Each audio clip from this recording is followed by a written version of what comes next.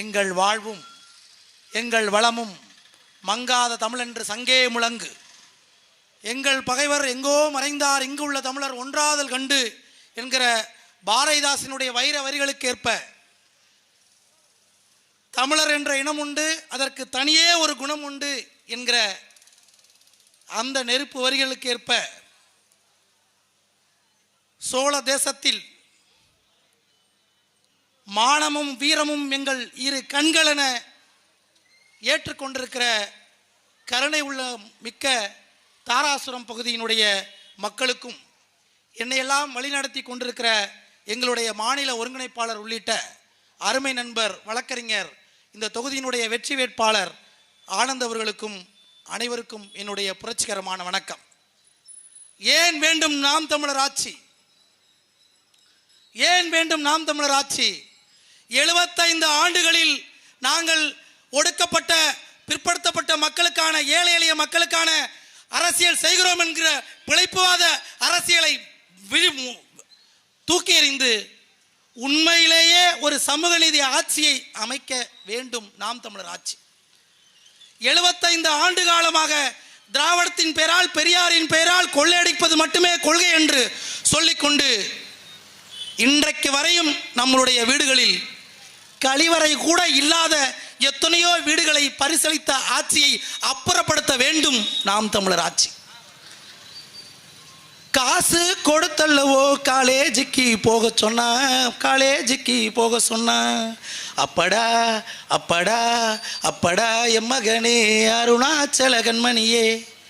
காசு மட்டும் இருந்தால்தான் கல்வி. காசு இல்லாதவனுக்கு, பணம் இல்லாதவனுக்கு கல்வி ஒரு காலமும் கிடையாது.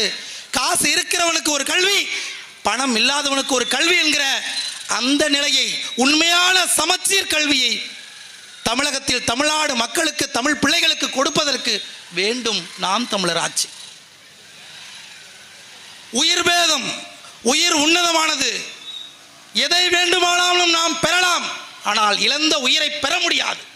அந்த உயிரை பணயமாக, வியாபாரமாக ஆக்கி மருத்துவ கல்லூரிகளை ஆண்ட கட்சி, இனி ஆள துடிக்கிற அத்தனை கட்சிகளும் அந்த மருத்துவ தொழிலை, உயிர்காக்கும் மருத்துவ தொழிலை, மருத்துவமனைகளை எவ்வளோ பெரிய காசு பண்ணுகிற வியாபார கூடமாக மாற்றி வைத்திருக்கிறார்களே. ஏழை எளிய மக்களுக்கு ஒரு சமமான தரமான ஒரு மருத்துவம் கிடைக்காமல் இன்றைக்கு வரைக்கும் இருக்கிறதே, அதற்காக வேண்டும் நாம் தமிழர் ஆட்சி. வீட்டில் குளிசார் வராம என் பிள்ளைய படிக்க வச்சு மருத்துவம் பார்த்து நல்லபடியாக வளர்க்கணும்னு ஏங்கி நிற்கிற ஏழை எளிய மக்களின் கண்ணீர் துடைக்க வேண்டும் நாம் தமிழர் ஆட்சி. வட்டிக்கு வாங்கி அதை வைத்து தீபாவளி பண்டிகையும் பொங்கல் பண்டிகையும் கொண்டாடுகிற அவல நிலையில் 70 ஆண்டுகளாக வைத்திருக்கிறார்களே, இதை மாற வேண்டும் நாம் தமிழர் ஆட்சி. தமிழ்நாட்டின் அருமை பெரியவர்களே, ஆகச்சிறந்த அறிவில் சிறந்தவர்களே, உங்களிடமிருந்து நான் ஒரே ஒரு கேள்வியை கேட்டு எனது அண்ணன் 5 நிமிடத்தில் முடிக்க வேண்டும் என்று சொல்லியிருக்கிறார் மணிசெந்தில் அண்ணன். அந்த அடிப்படையில் நான் முடிச்சிடுறேன். எதற்காக திமுக, அண்ணா திமுக என்கிற 2 கட்சிகளை நாம் தேர்வு செய்கிறோம் என்று சொல்லுங்க. மாவட்ட செயலாளர்களாக ஒரு ஆயுதி தமிழர்கள், பறையர், பள்ளர் என்று சொல்லக்கூடிய தேவேந்திரகுல மக்களையோ, அருந்ததியர் மக்களையோ, எந்த விதமான மக்களையோ, சமூகத்தில் கீழ்நிலையில் இருப்பதாக அவர்கள் சொல்லுகிற மக்களையோ மாவட்ட செயலாளர்களாக போட்டார்கள். சமூக நீதியை காப்பாற்றினார்கள் என்பதற்காகவா? இல்லை, இஸ்லாமியர்களுடைய 20% வாக்குகளை பெற்று ஆட்சி அமைத்த இஸ்லாமியர்களுடைய எல்லா உரிமைகளையும் மீட்டுக் கொடுத்து விட்டார்கள் என்பதற்காகவா? இல்லை, ஒரு ஒன்றிய செயலாளர், ஒரு மாவட்ட செயலாளர் அவரை காவந்து பண்ணிக்கொள்ள, அவர் கொள்ளையடிப்பதற்காக திமுகவில் இணைகிறார். அவர்களுடைய சாதியை சேர்ந்தவர்கள், அவர் அண்ணன் மாவட்ட செயலாளராக, மந்திரியாக, எம்எல்ஏவாக இருந்தால் மட்டும்தான் நமக்கு ஏதாவது கிடைக்கும் என்கிற சுய லாபத்தின் அடிப்படையில் நாம் அந்த கட்சியிலே சின்ன சின்ன லாபங்களுக்காக, சின்ன சின்ன விஷயங்களுக்காக சேர்கிறோம். இவ்வளவுதான், வேற எந்த காரணமும் இல்லை. தமிழ்நாட்டிலே கொள்கை விளக்கம் போடுவதற்கு ஒரே ஒரு கட்சிக்கு தான் தமிழ்நாட்டில் அருகதை இருக்கிறது, அது நாம் தமிழர் கட்சி தான். தனித்துவமான செயல்பாடுகளால் உலகத்தில் வாழும் தமிழனுக்கும் இனி தமிழச்சி கருவில் தரிக்கும் தமிழனுக்குமான ஒற்றை தலைவன், உன்னத தலைவன், லட்சிய தலைவன், கொள்கை கோட்பாடுகள் கொண்ட ஒரே தலைவனாக உலகமெங்கும் வாழ்கிற தமிழர்களுடைய உரிமை குரலாக தண்ணீரற்ற தலைவனாக எங்கள் உயிர் அண்ணன் செந்தமிழன் சீமான் தமிழ்நாடு அரசியலில் பட்டொலியில் வீசி மில்கிறார். அவருக்கு நிகராக இந்த மண்ணையும் மக்களையும் நேசிக்கிற ஒரு தலைவனை நீங்கள் காட்டுங்கள். அவர்கள் பின்னால் நாங்களே சேர்ந்து கொள்கிறோம். எந்த ஒரு காரணமும் இல்லையே. ஆரிய பிஜேபி, ஆர்எஸ்எஸ் பிஜேபியை எதிர்ப்பதை போல நடிக்கிற அயோக்கியத்தனத்தை செய்கிறது திராவிட மாடல் ஆட்சி. திருட்டு மாடல்னு சொல்ல முடியல, அதுக்கு ஒரு கௌரவ பேர் தான் திராவிட மாடல். திருட்டு மாடல்னு சொல்லிட்டா எல்லாரும் ஈஸியாக தெரிஞ்சுக்குவாங்கன்னு அதுக்கு ஒரு சாயம் பூசுறா, அது பேர் திராவிட மாடல். நீங்கள் என்றைக்காவது ஒரு நாள் மனசாட்சியின் அடிப்படையில், தத்துவத்தின் அடிப்படையில், கோட்பாட்டின் அடிப்படையில் உங்களுக்கு அண்ணாவும் கலைஞரும் பெரியாரும் கற்றுக் கொடுத்த ஏதாவது ஒரு சின்ன விஷயம் கூட இருக்காதா? ஏதாவது ஒரு சின்ன விஷயம் அந்த கோட்பாட்டின் மீது நின்று கொண்டு சத்தியம் செய்து இந்த மண்ணையும் மக்களையும் நீங்கள் உண்மையாக நேசிக்கிறீர்கள், உண்மையாக ஒரு திட்டத்தை கொண்டு வந்தீர்கள்னு சொல்ல முடியுமா? சின்ன திட்டத்திலிருந்து பெரிய திட்டம் என்று நீங்கள் வகுக்கிறது எத்தனையும் கார்ப்பரேட் முதலாளிகளுக்கான திட்டம், கமிஷனுக்கான திட்டம். அந்த திட்டத்தில் தான் நாம் என்ன பண்ண வேண்டியது இருக்கு? பிழைக்க வேண்டியது இருக்கு. அவ்வளோ ஒரு மோசமான ஒரு சூழ்நிலையில் தமிழகம் நிற்கிறது. இந்த விடியா திமுக ஆட்சியும் இத்தனை நாள் வரைக்கும் பிஜேபியோட கூட்டணியே கிடையாது, ஒட்டுமில்லை உறவுமில்லை. நாங்கள் யார் தெரியுமா? புரட்சி தலைவி அம்மாவின் வாரிசுகள் என்று பீத்தி தெரிகிற அனைத்து இந்திய அண்ணா திராவிட முன்னேற்ற கழகம் ஆரியத்தினுடைய பிஜேபியினுடைய காலை நக்கிலிக்கிறது. அந்த கட்சிக்கு வாக்களிக்க போறீங்களா? ஒடுக்கப்பட்ட மக்களினுடைய உரிமை குரல் நாங்கள் தான். எல்லா பிற்படுத்தப்பட்ட சமூகத்திடமிருந்தும் ஆரியத்திடமிருந்தும் திராவிடத்திடமிருந்தும் காக்க வந்த காப்பாளன் நான் தான் என்று தாழ்த்தப்பட்ட மக்களினுடைய உரிமை குரல் நான் தான் பீத்தி திரிஞ்சுக்கிட்டு அன்றைக்கு பிற்படுத்தப்பட்ட மக்களும் ஆரியமும் ஆதி தமிழர் மக்களை ரத்தத்தை சுரண்டியது என்று சொன்னால், இன்றைக்கு சொந்த சாதி ரத்தத்தை சுரண்டி பிழைக்கிற கட்ட பஞ்சாயத்து மட்டுமே அரசியல் என்று நினைக்கிற விடுதலை சிறுத்தைகள் கட்சிகள் போல கட்சிகளுக்கு ஆதரவுக்கு வாக்களிக்க போறீங்களா? கட்கனும் காமராஜரும் இருந்த காங்கிரஸை நாங்கள் குறை சொல்லவில்லை. இன்றைக்கும் பண்ணையார் மனப்பான்மையில் இருந்து கொண்டு இந்த மக்களுக்காக ஒரே ஒரு சின்ன ஆர்ப்பாட்டமோ போராட்டமோ நடத்தாத காங்கிரஸ் வாக்கு கேட்குது என்பதற்காக நீங்கள் வாக்களிக்க போறீங்களா? அன்றைக்கு இருந்த எனது பெரியப்பா ஜீவி உட்பட எத்தனையோ மார்க்சிய தோழர்கள் சிவப்பு தொண்டை போட்டுக்கிட்டு எளிய மக்களுக்கான வாழ்க்கையை உண்மையிலே வாழ்ந்தான். அது அதை மதிக்கத்தக்க ஒரு வாழ்க்கை. இன்றைக்கு நாகப்பட்டினத்தினுடைய முன்னாள் நாடாளுமன்ற உறுப்பினர் ஓஎன்சிசிக்கு வேணான்னு சொல்லி நாங்கள் போராட்டம் நடத்தினா, ஓஎன்சிசி வேணும்னு சொல்லி 26 லட்சம் ரூபாய் லஞ்ச பணமாக வாங்கிட்டு அதை வச்சு இனோவா காரில் போனால ஒரு ஆள் எம்பி, இந்திய கம்யூனிஸ்ட் கட்சி, அந்த மார்க்சிய கட்சியின் நம்பி வாக்களிக்க போறீங்களா? பிழைப்பு எங்க அரசியல் எங்களது பிழைப்பு அல்ல. நாம் தமிழர் கட்சி தமிழ்நாட்டில் ஒரு பெரிய சகாப்தத்தை உருவாக்கி இருக்கிறது. அது என்ன தெரியுமா?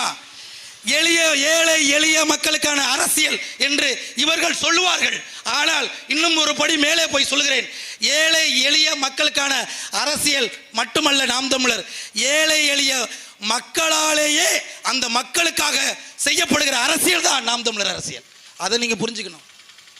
ஒரு தானி ஓட்டுநரும் சாதாரண கொத்தனாரும் சித்தாலும் இந்த கட்சியினுடைய பொறுப்பாளர் நினைச்சு பார்க்க முடியுமா? திமுக, அண்ணா திமுக, கம்யூனிஸ்ட் கட்சியில் எந்த கட்சியில் வேணாலும் நினைச்சு பார்க்க முடியுமா? உனக்கு கருத்து இருக்கா? தமிழ் தேசிய உணர்வு இருக்கா?